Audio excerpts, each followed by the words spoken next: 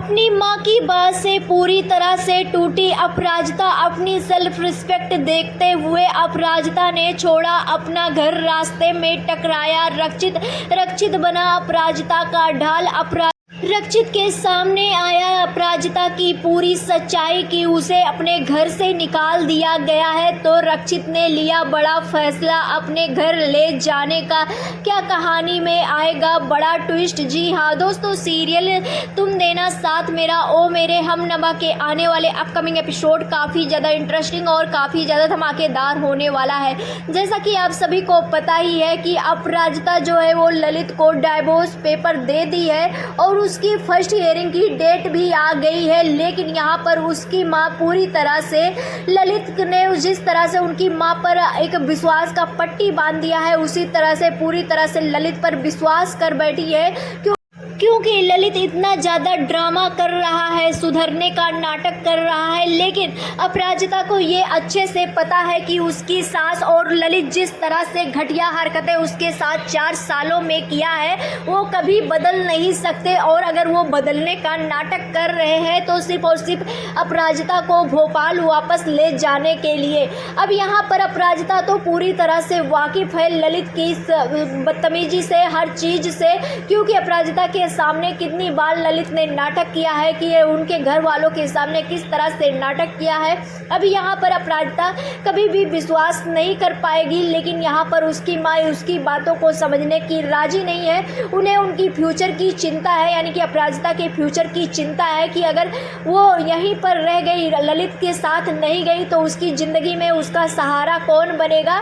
और इसी डर से वो अपनी बेटी को इस जहन्नुम में भेजने के लिए तैयार हो गई है। जैसा कि इस एपिसोड में दिखाया ही जा रहा था कि मतलब पूरा परिवार एक लड़की का ढाल बन जाता है, तो अगर उसका ससुराल चाहे जैसा हो तो वो एक सेफ महसूस करती है। लेकिन यहाँ पर माँ ही इस तरह से हो कि माँ पूरी दुनिया की नज़रों से देख रही हो और फ्यूचर में उसकी फ्यूचर की सुधार के लिए कि वो अपने हस्बैंड के साथ रहेगी, अगर वो सुधर जाए तो बहुत ही अच्छा होगा।